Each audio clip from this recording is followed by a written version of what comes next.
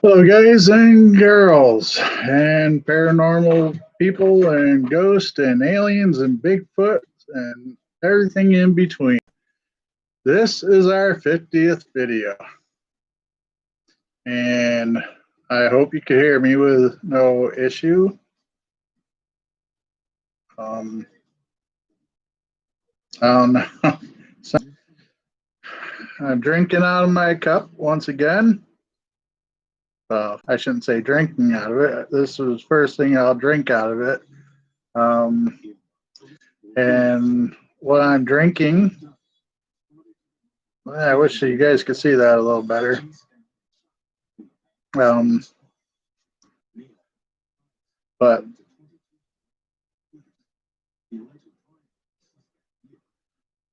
what I'm drinking and being the 50th video is some Fireball whiskey.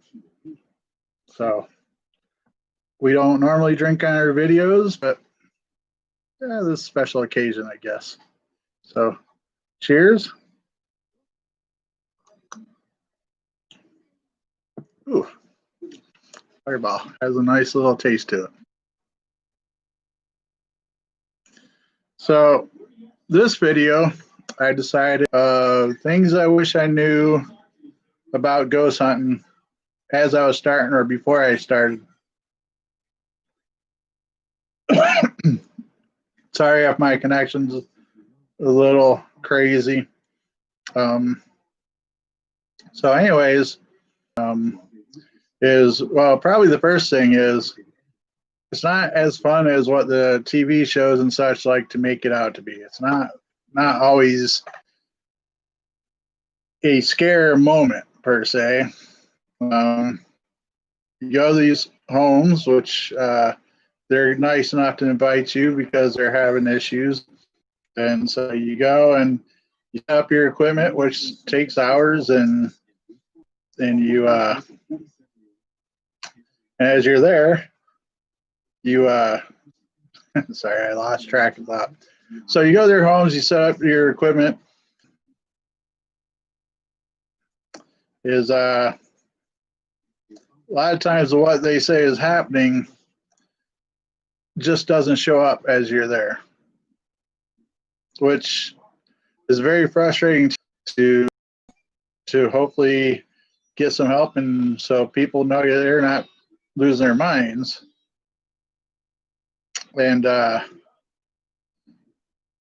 And so sorry, I got a little distracted saying my connection is not that good, so we'll just keep going with it.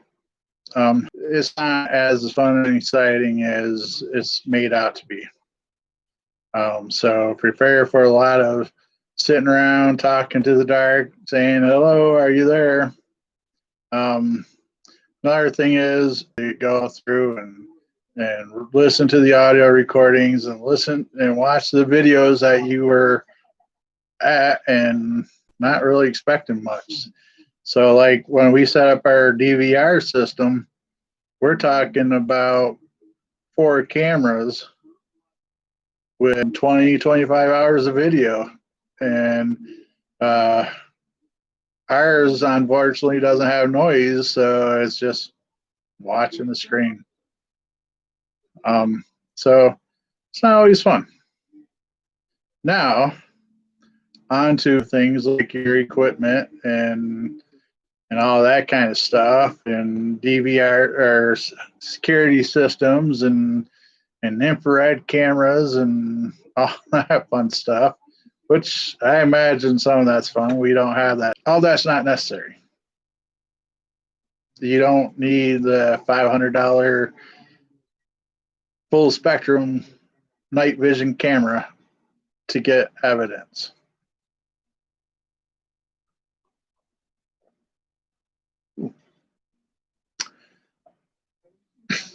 You don't need the SLS camera effects and all that.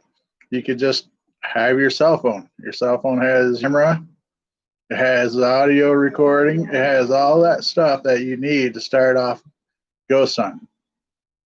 investigations.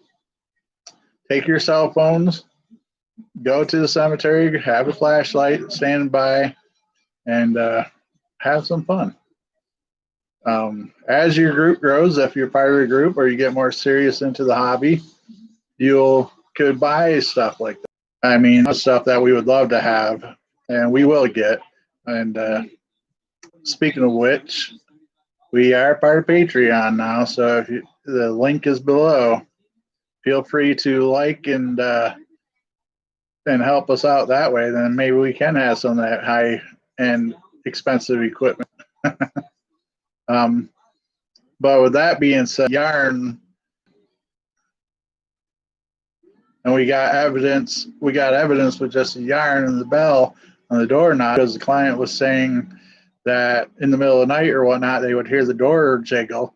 And so we tied the bell to the doorknob, and sure enough, within an hour, we got audio recording of the bell jiggling, making noise. So even cheap solutions work. It's nice to have all that. Another thing that surprised me is how many people that want to come and tell you about their childhood or their current homes once they find out that you investigate the paranormal. I'd say almost every other day I have somebody coming up to me telling me about you. I like hearing about them. I am happy that they associate stuff with me like that, so they feel comfortable coming up and talking to me. If anything, I learned something new and neat. If I'm lucky, I made it to where they always come up to me. And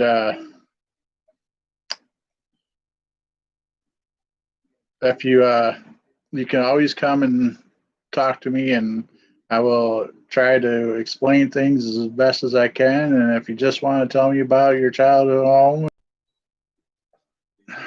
So with that being said, another thing that I noticed is when we started off this group 10 years ago,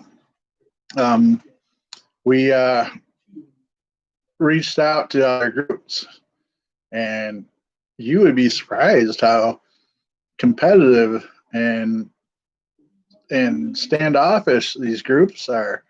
Not all of them, don't get me wrong, but it really surprised me that there wasn't more of an outreach to us when we were saying, hey, we're willing to learn from you guys. We're willing to follow your lead, and we're shut down pretty quickly. And I'm hoping that was never the experience when it came to Warren Area Society of Paranormal, WASP. I'm hoping that we've always been open to the groups that's reached out to us and whatnot. And if you are another paranormal group, we'll be happy to at least have a conversation with you, if not be able to help. Maybe someday we'll even team up. You never know. I know Matt Barone, he's a group in central Pennsylvania. He's reached out. He's helped us out a couple times here in Warren. So we're very open to talking and helping and co-hosting. To be so competitive. This is a big world. We're all trying to help out clients, and you never know what we might be able to do for you could be the difference in a family getting rest and a little peace, quiet in their home, and what you might be able to help us with. Same thing. We never know what you might be able to help us with to help our clients achieve a little comfort in their homes. What else can I say? Things I wish I knew before I started going on.